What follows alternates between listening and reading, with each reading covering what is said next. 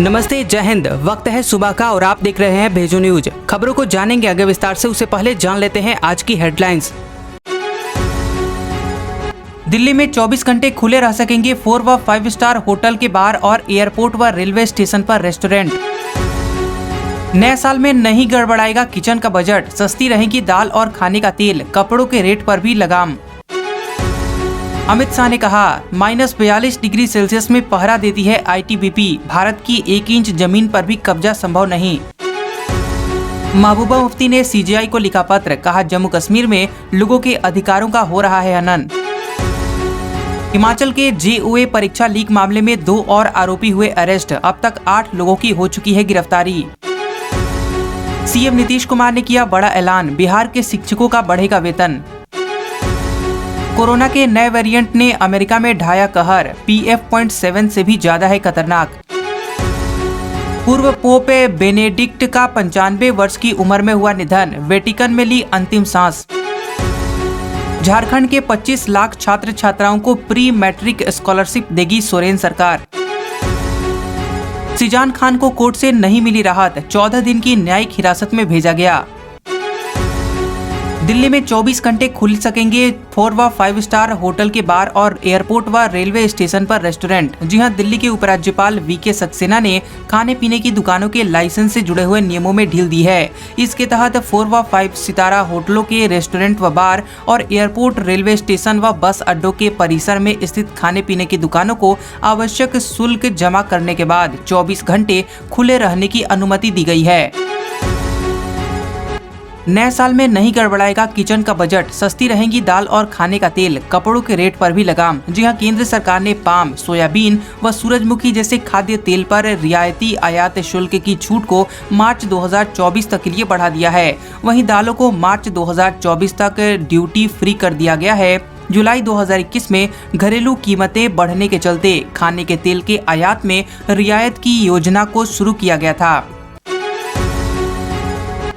अमित शाह ने कहा -42 degree Celsius में पहरा देती है आईटीबीपी, भारत की 1 इंच जमीन पर भी कब्जा संभव नहीं। जी हां, केंद्रीय मंत्री अमित शाह ने कहा कि आईटीबीपी सबसे दुर्गम क्षेत्रों में काम करने वाला सुरक्षा बल है। मुझे भारत चीन सीमा की चिंता नहीं होती जब पता चलता है कि आईटीबीपी वहां मौजूद है। बकौल शाह, आईटीबीपी -42 डिग्री सेल्सियस में देश सेवा करती है व उनकी मौजूदगी में भारत की 1 इंच जमीन पर भी अतिक्रमण करने की किसी की हिम्मत नहीं।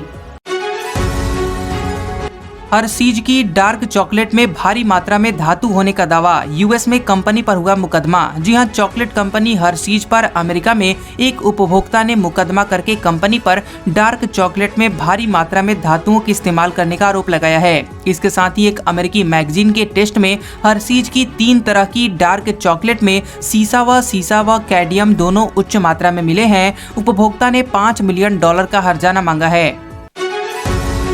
महबूबा मुफ्ती ने सीजेआई को लिखा पत्र, कहा जम्मू कश्मीर में लोगों के अधिकारों का हो रहा है हनन। जी हां, जम्मू कश्मीर की पूर्व मुख्यमंत्री और पीडीपी प्रमुख महबूबा मुफ्ती ने भारत के मुख्य न्यायाधीश डीवाई चंद्रचूड़ को पत्र लिखा है। उन्होंने कहा कि जम्मू कश्मीर में लगातार लोगों के मौलिक अधिकारों का हनन हो रहा है, लेकिन न्यायपालिका संज्ञान नहीं ले रही है। महबूबा ने पत्र में लिखा कि उनकी बेटी और उनकी मां का पासपोर्ट वापस ले लिया गया है। हिमाचल के जेओए पेपर लीक मामले में 2 और आरोपी हुए अरेस्ट, अब तक 8 लोगों की हो चुकी है गिरफ्तारी। जी हां, हिमाचल प्रदेश के सतर्कता विभाग ने जेओए आईटी पेपर लीक मामले में 2 और आरोपियों को गिरफ्तार किया है। इसके साथ ही इस मामले में अब तक मुख्य आरोपी उमा आजाद समेत 8 लोगों की गिरफ्तारी हो चुकी है, जिनमें आजाद के 2 बेटे भी शामिल हैं। राज्य सरकार द्वारा गठित एसआईटी इस मामले की जाँच कर रही है। नए साल पर गहलोत राजस्थान के 1 लाख कर्मचारियों को देने जा रहे हैं ये बड़ा तोहफा। जी हां, राजस्थान के सीएम अशोक गहलोत इस बार नए साल में कर्मचारियों के लिए एक बहुत बड़ा गिफ्ट देने वाले हैं। दरअसल मुख्यमंत्री प्रदेश के 1 लाख से ज्यादा क्लर्क ग्रेड वाले कर्मचारियों को सचिवालय सर्विसेज के बराबर वेतन और प्रमोशन देने की तैयारी में है। गहलोत का यह गिफ्ट प्रदेश के करीब 1 लाख मंत्रालयिक यानी लिपिक वर्ग के कर्मचारियों को खुश कर सकता है। सीएम नीतीश कुमार ने किया बड़ा ऐलान, बिहार के शिक्षकों का बढ़ेगा वेतन। जी हां, बिहार के सीएम नीतीश कुमार ने पटना के ज्ञान भवन में आयोजित नियुक्ति पत्र वितरण समारोह के दौरान कहा कि जल्द ही शिक्षकों का वेतन बढ़ाया जाएगा। कुछ शिक्षक वेतन को लेकर नाराज होते हैं, ऐसे में शिक्षकों से अपील है कि वह सिर्फ पढ़ाने का काम करे। सरकार सभी शिक्षकों के वेतन को बढ़ाने का काम करेगी। कोरोना के नए वेरिएंट ने अमेरिका में ढाया कहर, BF.7 से भी ज्यादा है खतरनाक। जी हां, कोरोना के नए वेरिएंट XBB.1.5 ने अमेरिका में तेजी से फैलना शुरू कर दिया है, जिसके कारण अस्पतालों में मरीजों की संख्या बढ़ती जा रही है। विशेषज्ञ बता रहे हैं कि नया वेरिएंट XBB.1.5 पुराने वेरिएंट BF.7 की अपेक्षा ज्यादा खतरनाक है। वैज्ञानिकों ने कहा है कि नया वेरिएंट भविष्य में और भी ज्यादा कोहराम मचा सकता है।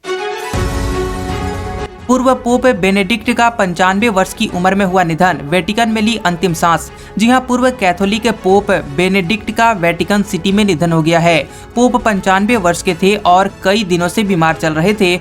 वेटिकन के प्रवक्ता माटेओ ब्रूनी ने उनके देहांत की जानकारी दी है। उन्होंने बताया कि पूर्व पोप बेनेडिक्ट 16वें का सुबह 9:34 पर वेटिकन के मैटर एलेक्सिया मठ में निधन हो गया।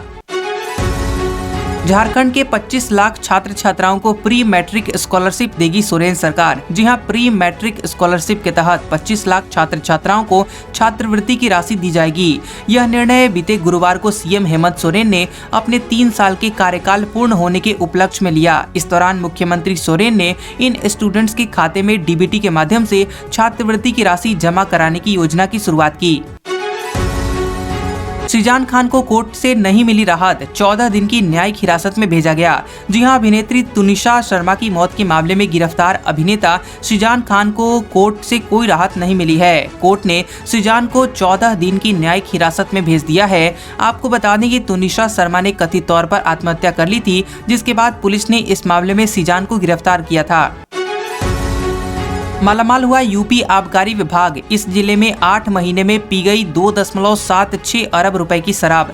जी हां, यूपी के शराब पीने वालों ने राज्य आबकारी विभाग को मालामाल कर दिया है। दरअसल राज्य के सिर्फ फतेहपुर जिले में ही 8 महीनों में 2,76,17,00,000 रुपए की शराब लोग पी गए। बता दें कि जिले में कुल देसी अंग्रेजी शराब सहित बियर की 461 दुकानें हैं, जिसमें देशी शराब की 314 दुकानें संचालित हो रही हैं।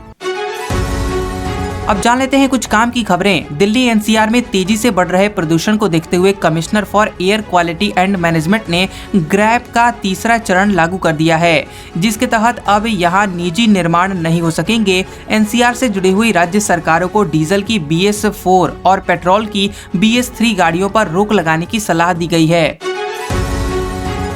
केंद्र ने पोस्ट ऑफिस FD योजना, NSC और सीनियर सिटीजन बचत योजना समेत कई छोटी बचत जमा योजनाओं पर ब्याज दरों में 1.1% तक बढ़ोतरी की है। PFF और सुकन्या समृद्धि की ब्याज दरों में बदलाव नहीं किया गया है। बढ़ोतरी 1 जनवरी से लागू हो गई है।